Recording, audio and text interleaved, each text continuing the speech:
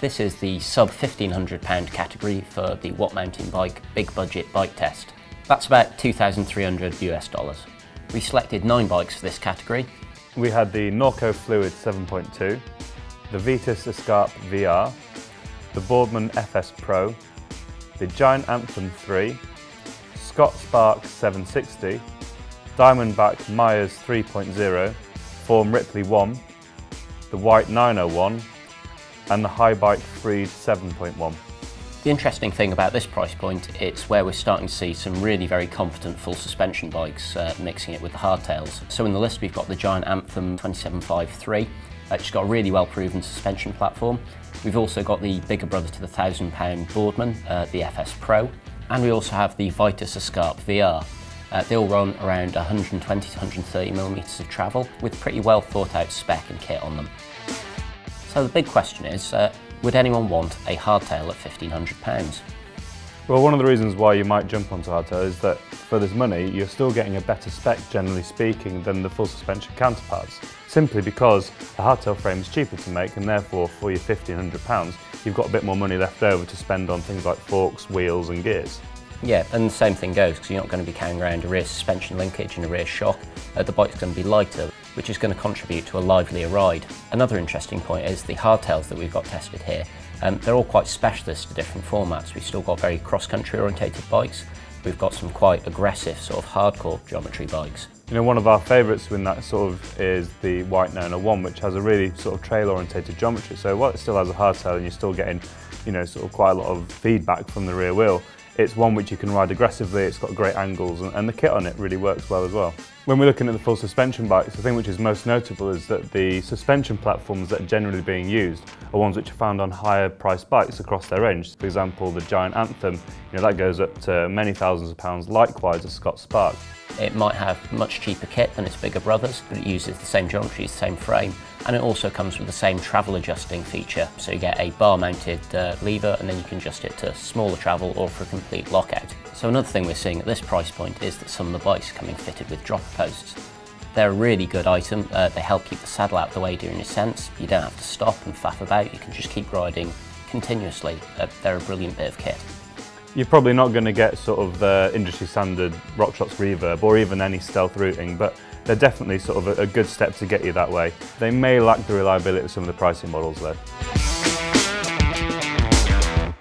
While we're still seeing a lot of the same basic fork chassis, such as the RockShox Sector, generally they're coming with much more refined internals, which makes a much bigger difference to the ride than you might believe.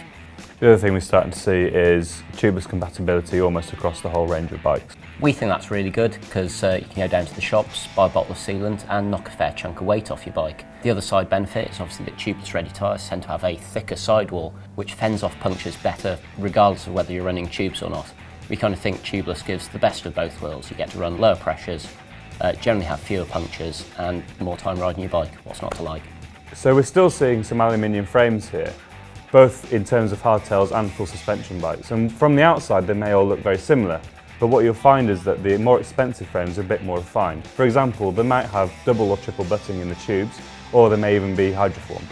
What that allows the manufacturers to do is to shave out weight from the frame and maintain the same strength. For example, the Whyte is a hardcore, hard-riding hardtail, but it's actually got a fairly compliant and comfortable frame. It doesn't beat you up on long days in the saddle. In fact, all bar one of our bikes in this test have aluminium frames rather than carbon fibre. That's because we've deliberately biased it towards more trail riding sort of bikes. And we find that generally, while there are a number of bikes this price range that you can have lightweight carbon fibre frames, they're definitely more focused on sort of the race end of the spectrum. For most people, for all-round trail riding use, where you're not caring about lap times too much and just about having fun, full suspension is a much better thing to have than a few pounds off your frame. So, looking at the bikes individually, we've got the Norco Fluid 7.2. We like the fully tubeless ready wheel and tyre combo from WTB. However, we didn't like the RockShox XC32 fork, which is a little bit too spindly. The Vitus Escarpe VR, it's a big-wheeled full suspension bike. The KS dropper post, that's the thing we really like about it. It's one of the more durable budget dropper posts out there. Things that we didn't really like about it were the almost £32 weight. The Boardman FS Pro benefits from a RockShox Revelation fork and guide RS brakes. However, the SRAM gearing is rather tall and the Mavic rims are pretty narrow. The Giant Anthem 3 has proven Maestro full suspension, but we found the cockpit a little bit old school. The stem's very long, and thanks to the use of Giant's Overdrive 2 steerer standard, finding a replacement might be difficult. The Scott Spark 760 has a relatively simple suspension design, but it is built into a really great frame. Unfortunately, the rear shock is poor, as are the XC30 forks, which really shouldn't be on a bike of this price. We also found the Olivio shifters very disappointing. The Diamondback Myers 3 has got a great RockShox sector fork on it, and also we really like the KS Lev post. On the downsides, we found the frame was a bit harsh, and the cockpit didn't really match up to the hardcore intentions of the frame. The Forme Ripley 1 has a capable Recon Gold fork, however the cockpit's a bit odd. It's got a long stem but really nice 780mm wide bars. Doesn't quite make sense. The Whyte 901 has got a really nice frame with aggressive geometry and a really supportive sector fork. On the downside, the Maxxis tyres only have thin sidewalls, so when you're riding it hard, you're more at risk of punctures. The Haibike Freed 7.1 comes with a carbon frame with a 142x12 bolt-through rear end. However, the Tektro Auriga brakes at this price are underpowered and a little bit wooden. So those are the bikes, and to find out which are the best of them, we'll hand over to Guy Kesterman, our testaman, to see if you should invest in them.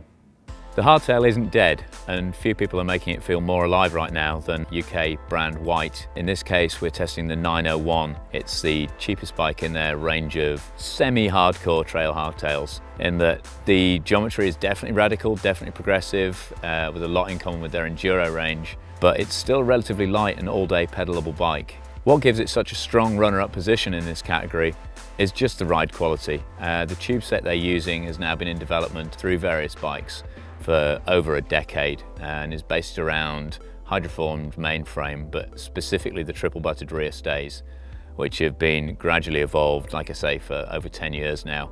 And even when we're testing bikes with a very similar or even better spec at the same price point, the difference that you feel when you hit the trail is very palpable and very real. This bike flows, it carries speed, and it's got a real charm to it and a real charisma when you're riding it hard. Up front, the slack geometry, short stem and wide bars give it real authority, real purpose. And the short back end means it whips itself through corners as well. So you go in hard, you come out tight, and it's a bike you're always searching for the exit line through corners and just looking for the next bit of fun down the trail, whether that's a lip to jump off, another berm to hit, or just giving it another gear and hitting the next section as hard as you possibly can. And there are better spec bikes out there, but the frame quality is brilliant and it's a very, very upgradable bike. For this year, there's now internal dropper post routing, which is the most obvious upgrade to make. But you've already got a Maxxis fork. It's the RockShox sector, which is a totally solid and dependable fork, which for all its simplicity is really, really consistent and controlled however hard you ride it. The whole bike just hangs together really, really well on the trail.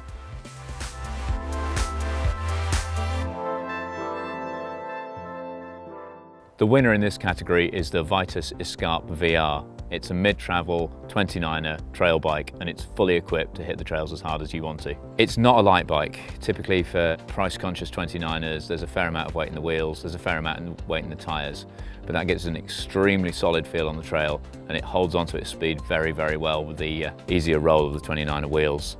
Suspension is particularly good for the price point. The Manitou Minute fork isn't particularly new, but it's got a through axle on the bottom, and that keeps it reasonably accurate for a mid-travel 29er fork.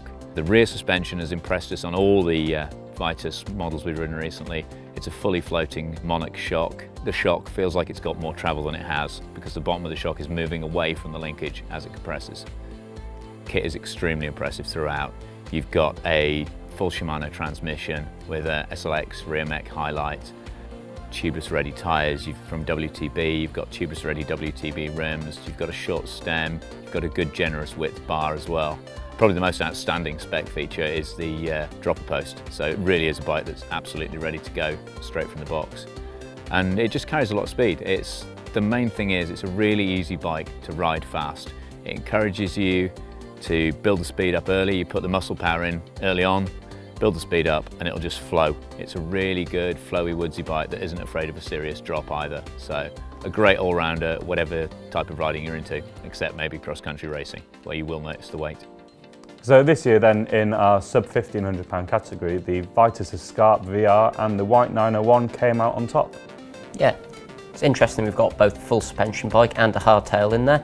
And the Whyte has got very progressive, very aggressive geometry, and it's an absolute hoot to ride. To be honest, in terms of all-out trail capability, you can't really beat having 2 springs. No, the Vitus Escarpe VR, okay, it's a little bit heavy, but the suspension works really well. The speccing's pretty good as well, and it's always great fun to get out on a bike like that. And weirdly enough, it doesn't actually ride as heavy as it is. Those big 29er wheels just roll through everything, and it's got a good basic suspension design. Sadly, Whyte are a UK-only company, so you'll struggle to find them outside of Britain. However, thanks to the magic of mail order, you can buy a Vitus from anywhere in the world. That's because their parent company is actually Chain Reaction Cycles. So wherever you are in the world, we think that the Vitus should be very near the top of your shortlist if you're after a bargain full suspension bike. I've got a good one, got a good one. Clapping. Ow, ow, ow, ow. Can I do like an amp? Can you just like reverse the noise for clap and then just play it in? The British people won't. Oh God! Cleaning toilets. Yeah, I value your opinion.